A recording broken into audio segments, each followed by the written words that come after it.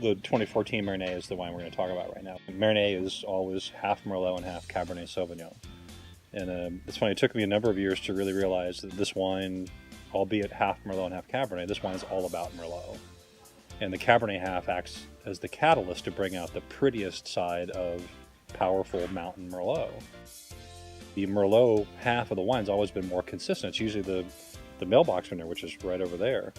And then the Cabernet rotates every year depending on which block brings out that really pretty aspect of the Merlot. Well, the big shocker in 2014 was we did our one and only flight blind trial where we tasted 5 50-50 blends that I asked Art to make up, and tasting them. I remember it like it was yesterday. So I remember tasting these wines. 3 of them were just incredible.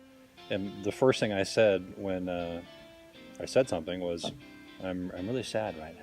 And both Matt and Art were confused, like, why are you sad? These wines are clearly outstanding. I said, well, that's the problem. 2 of these wines I'm never going to see again, because we're only going to make one wine, one Mernet. So 2 of these are so good, but we're not going to make them. So I'm never going to see them again. So I'm sad right now.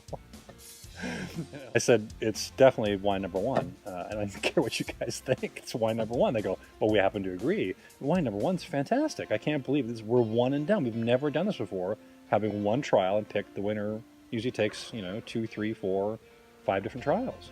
So I said to Art, I go, which one's wine number 1? And he goes, it's actually the upper Merlot with, and I can't remember the cab because it's not that important. It's all about the Merlot. So this is the first year that the upper bowl Merlot, which is right above me here, is the Merlot half of the Cabernet. And that was a real shocker because that block has always been so monolithic. It plays a big role in our Napa Merlot. It's sort of the anchor that gives it so much structure and power. But it's never been eloquent on its own. It's always been just sort of giant, monolithic, and relatively unexpressive.